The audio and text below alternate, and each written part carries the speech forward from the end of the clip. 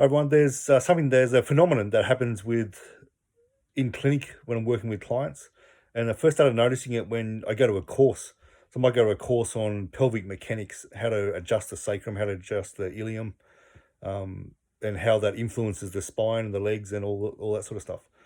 So the next week, people will come to the clinic, even if they've booked in already, and they've got exactly the problem that was talked about in the course.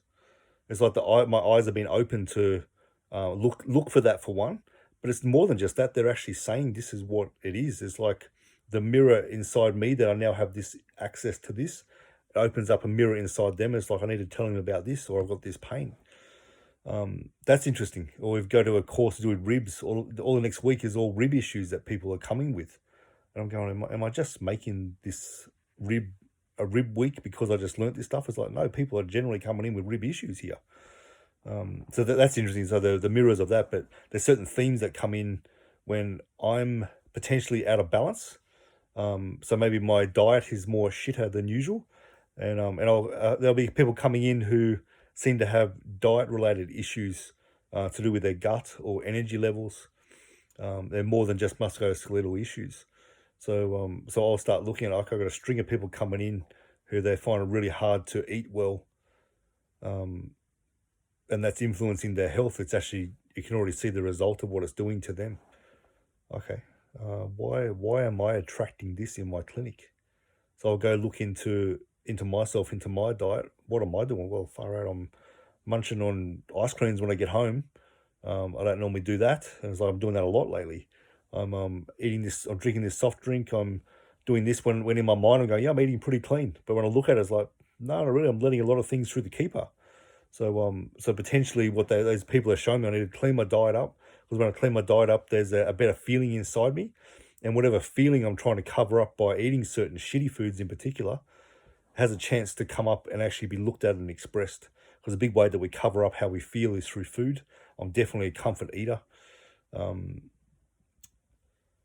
what else? People not following through on exercises. That's a big one. That's a big one. I spend time with people teaching how to do certain exercises to help with their rehab, and they come back and I couldn't do any of it this week, and that speaks volumes to me. And I understand where they come from. I totally understand.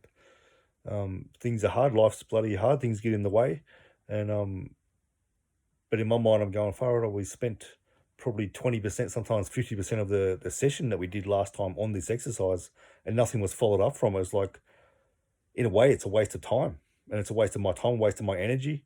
We should have just done passive treatment, and I don't like doing just passive treatments because there's better outcomes when you need to have passive and active treatments. So I look at, okay, there's a string of people just not doing their exercises. What's this about? Ah, there's possibly a way that I'm explaining it that's not getting through. Um, I look at that first, and then I'm going, am I doing much exercise these days? If I'm given exercise to do as homework for my body, do I do it? And I've got a propensity to not do it too. I love exercise, but I tend to do exercises that when I did do rehab things, I'll do them once or twice because they make a difference.